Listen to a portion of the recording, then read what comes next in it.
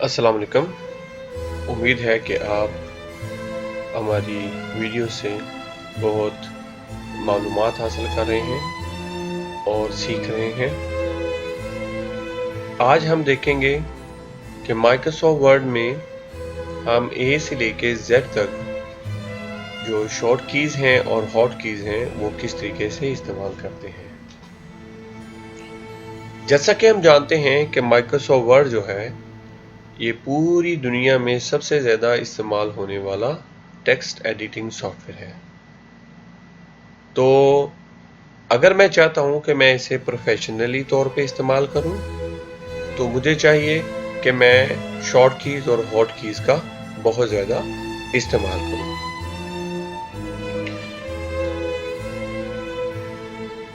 आज हम देखेंगे कि किस तरीके से कंट्रोल ए से लेके कंट्रोल जेड तक हम शॉर्ट कीज़ इस्तेमाल करते हैं माइक्रोसॉफ्ट वर्ड में। मैं आपको ये गारंटी के साथ कह सकता हूँ कि अगर आप शॉर्ट कीज़ को इस्तेमाल करना शुरू कर देते हैं तो जो आपके काम करने की स्पीड है, जो प्रोडक्टिविटी है, ये लाजम इंक्रीज होगी, इम्प्रूव होगी। Let us see. Control A इस्तेमाल होता है कि तमाम के तमाम डॉक्यूमेंट को सिलेक्ट करने के लिए। डॉक्यूमेंट में टेक्स्ट भी हो सकता है, पिक्चर भी हो सकता है, ऑब्जेक्ट भी हो सकता है, तो ये सब कुछ सिलेक्ट कर लेता है। कंट्रोल बी टेक्स्ट को बोल्ड करने के लिए, मोटा करने के लिए इस्तेमाल होता है। कंट्रोल सी उसकी कॉपी बनाने के लिए इस्तेमाल होता है, चाहे वो टेक्स्ट हो या ऑब्जेक्ट हो। कंट्रोल डी डायलॉग बॉक्स है फॉन्ट का। जैसे ही हम कंट्रोल डी दबाते हैं जो फॉन्ट डायलॉग बॉक्स है वो अपीयर हो जाएगा, जिससे हम मुख्तलिफ फॉन्ट की जो फॉर्मेटिंग है वो हम कर सकते हैं। कंट्रोल ई टेक्स्ट को सेंटर अलाइन कर देगा। कंट्रोल एफ पूरी की पूरी डॉक्यूमेंट में से कोई भी स्पेसिफिक टेक्स्ट को ढूंढने के लिए इस्तेमाल होता है। कंट्रोल जी गो टू किसी सेक्शन में, किसी पेज नंबर में, किसी लाइन नंबर पे, किसी ऑब्जेक्ट पे, तो डिफरेंट ऑप्शंस है इसमें, तो स्पेसिफिक उस जगह पे जाने के लिए कंट्रोल जी इस्तेमाल होता है। मोस्टली ये वहाँ इस्तेमाल होता है जहाँ पे बहुत बड़ी डॉक्यूमेंट है, आपके पास 500-600 अल्फा पेजेस की डॉक्यूमेंट है और आप डायरेक्ट मूव करना चाहते हैं एक पेज से 475 पेज पे, तो आप डायरेक्ट 475 लिखेंगे तो वो आपको उधर ले जाएगा। कंट्रोल एच एक टेक्स्ट को दूसरे टेक्स्ट के साथ रिप्लेस करने के लिए इस्तेमाल होता है। कंट्रोल आई उसे इटैलिक थोड़ा सा टिल्ट करने के लिए, टेढ़ा करने के लिए। जे जस्टिफाई दोनों तरफ से पैराग्राफ को बराबर करने के लिए। कंट्रोल के हाइपरलिंक इंसर्ट करने के लिए इस्तेमाल होता है। अगर मैं अपनी डॉक्यूमेंट में हाइपरलिंक इस्तेमाल करना चाहता हूँ, किसी वर्ड डॉक्यूमेंट का, किसी दूसरी फाइल का, किसी भी दूसरे एप्लीकेशन की फाइल का, या मैं इंटरनेट के साथ उसे लिंक करना चाहता हूँ, तो उसके लिए मैं कंट्रोल के हाइपरलिंक इस्तेमाल करूँगा। कंट्रोल एल लेफ्ट अलाइनमेंट के लिए। बाय डिफॉल्ट माइक्रोसॉफ्ट वर्ड ये लेफ्ट अलाइनमेंट ही होता है। एम इंडेंट्स को इंक्रीज करने के लिए, ये लेफ्ट साइड के पूरे पैराग्राफ को लेफ्ट साइड से आगे लेके जाना शुरू कर देता है। कंट्रोल एन न्यू डॉक्यूमेंट को बनाने के लिए। कंट्रोल ओ पहले से बनी हुई डॉक्यूमेंट को ओपन करने के लिए इस्तेमाल किया जाता है। पी प्रिंट के लिए इस्तेमाल किया जाता है, अगर मैं डॉक्यूमेंट का प्रिंट लेना चाहता हूँ। क्यू पैराग्राफ की फॉर्मेटिंग को ख़त्म करने के लिए, मसलन अगर मैंने उसको जस्टिफाई किया हुआ है, उसके जो लाइनों का साइज़ है वो इंक्रीज़ किया हुआ है, और इसी तरीके से मैंने इंडेंट्स किए हुए हैं, तो इन तमाम के तमाम फॉर्मेटिंग को ख़त्म करने के लिए कंट्रोल क्यू इस्तेमाल होता है। यहाँ पे आपको मैं बताता चलूँ, कंट्रोल स्पेस इस्तेमाल होता है जो टेक्स्ट की फॉर्मेटिंग है उसको ख़त्म करने के लिए। कंट्रोल क्यू पैराग्राफ की फॉर्मेटिंग को, और कंट्रोल स्पेस टेक्स्ट की फॉर्मेटिंग को। कंट्रोल आर राइट अलाइनमेंट के लिए। कंट्रोल एस डॉक्यूमेंट को सेव करने के लिए। Control T hanging indentation indents. Hanging indents में क्या होता है, जो पहली लाइन है वो अपनी जगह पे रहती है और पैराग्राफ का पूरा आगे शिफ्ट हो जाता है। कंट्रोल यू अंडरलाइन करने के लिए, कंट्रोल वी जो मैंने कॉपी बनाई थी कंट्रोल सी से उसको पेस्ट करने के लिए कंट्रोल वी इस्तेमाल होता है, चाहे वो टेक्स्ट हो या ऑब्जेक्ट हो। कंट्रोल डब्ल्यू डॉक्यूमेंट को क्लोज करने के लिए इस्तेमाल होता है। कंट्रोल एक्स ऑब्जेक्ट को या टेक्स्ट को कट करने के लिए। कंट्रोल सी और कंट्रोल एक्स में ये फर्क है, कंट्रोल सी उस टेक्स्ट की या ऑब्जेक्ट की कॉपी बना देगा, लेकिन जो ओरिजिनल टेक्स्ट है उसी जगह पे रहेगा, ओरिजिनल ऑब्जेक्ट है उसी जगह पे रहेगा। कंट्रोल एक्स से वो जो टेक्स्ट है या जो ऑब्जेक्ट है वो उस जगह से डिलीट हो जाएगा, रिमूव हो जाएगा, खत्म हो जाएगा, और फिर जो नई जगह पे जाके मैं कंट्रोल वी करूंगा तो वो वहां पे चला जाता है। तो कंट्रोल सी उसकी कॉपी बनाने के लिए, कंट्रोल एक्स उसे मूव करने के लिए। Control Y and control G. Control G होता है अनडू करने के लिए, जो लास्ट कमांड मैंने अप्लाई की है उसे अनडू करने के लिए, और रीडू लास्ट अनडू को दोबारा करने के लिए इस्तेमाल होता है। Yes, this is now your favorite time, practice time. Let us go back to Microsoft Word and see the use of these commands. Control A entire document को select करने के लिए, Control B bold करने के लिए select करें, Control B कर दें, ये bold हो जाएगा। इसी तरीके से जो भी चीज़ मैं select करके bold करूँगा, Control B करूँगा, वो बोल्ड हो जाएगी। Control B. Control C copy. तो अगर मैं इस पैराग्राफ की एक कॉपी बनाना चाहता हूं, कंट्रोल सी, ये कॉपी बन गई है। और अगर मैं इसे यूज करना चाहता हूं तो इसे आप कंट्रोल वी कर देंगे तो वो वहां पे पेस्ट हो जाएगी। कंट्रोल सी, उसके बाद है control D font dialog box के लिए, कंट्रोल डी आ गया font dialog box. E centre alignment के लिए, ये टेक्स्ट है, हेडिंग है, कंट्रोल ई करेंगे ये शुरू में आ जाएगा। इसका थोड़ा सा साइज इंक्रीज कर दें। Okay, so control E F कोई चीज़ फाइंड करने के लिए, कंट्रोल एफ अगर मैं कोई भी चीज़ यहाँ फाइंड करना चाहता हूँ, मैं लिख दूंगा इधर लेटर से डे। सो डे जहाँ जहाँ है वो मुझे शो कर देगा, हाईलाइट कर देगा इसे। F G, G go to page number, किसी section, line, bookmark, comment, footnote, ये बहुत ज्यादा ऑप्शंस हैं।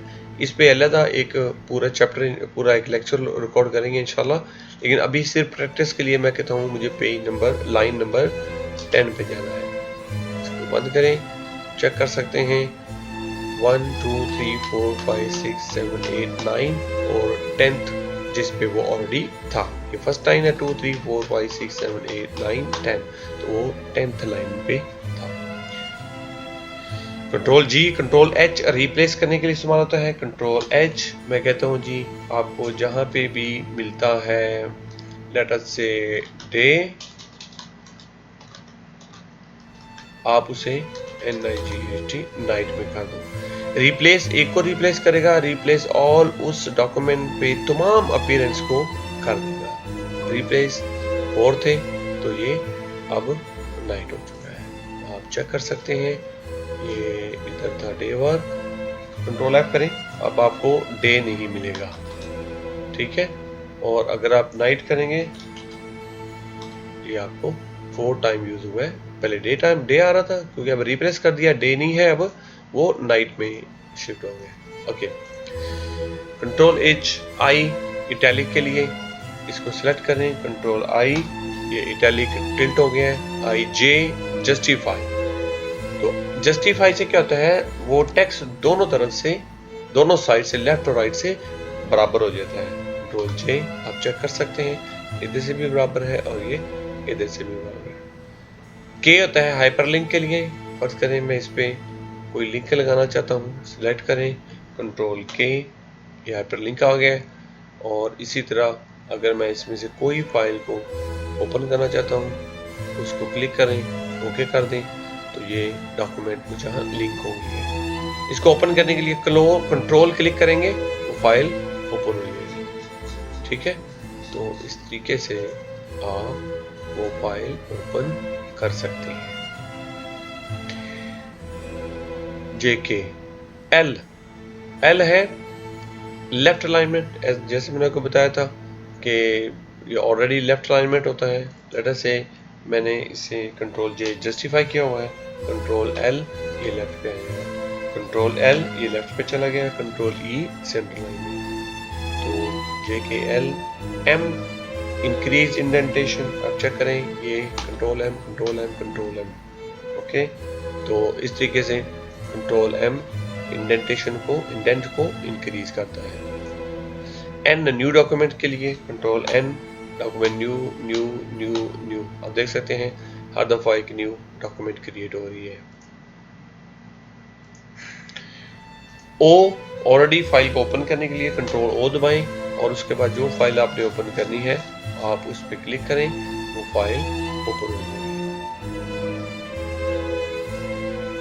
P इसको प्रिंट करने के लिए प्रिंट डायलॉग बॉक्स आ गया।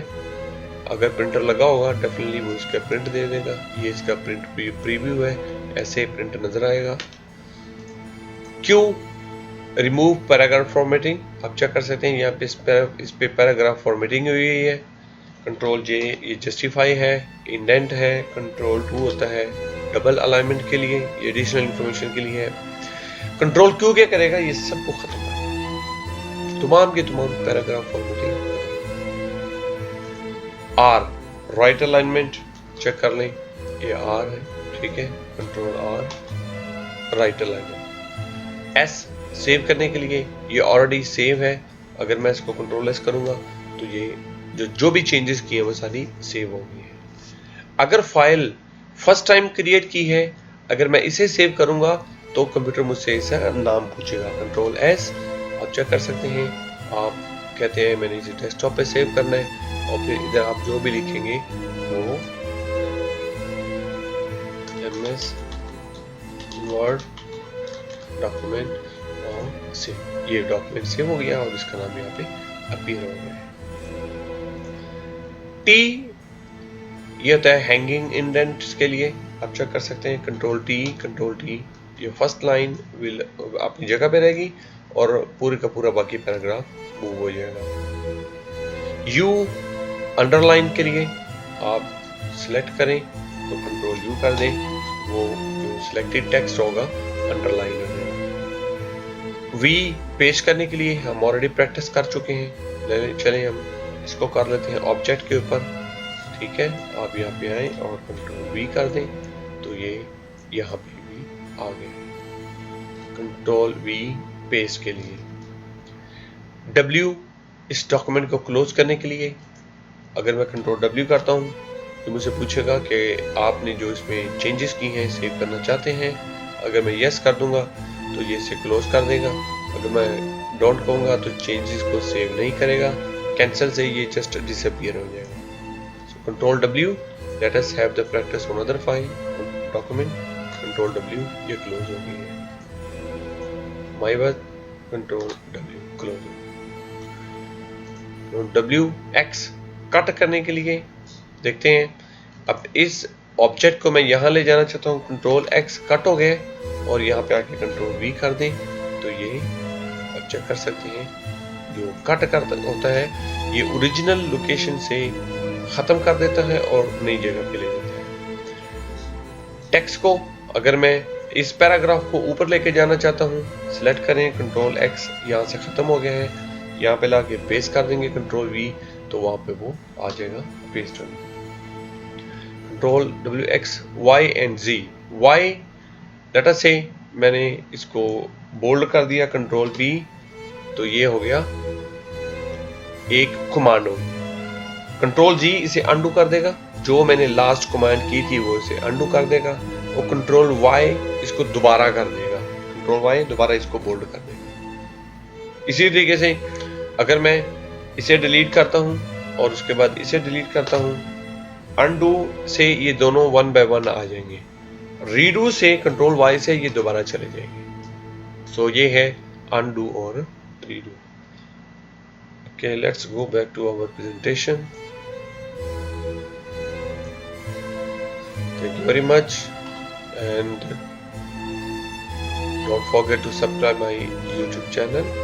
Please hit the like button, share it with your friend and family members, and send me your feedback through the comments.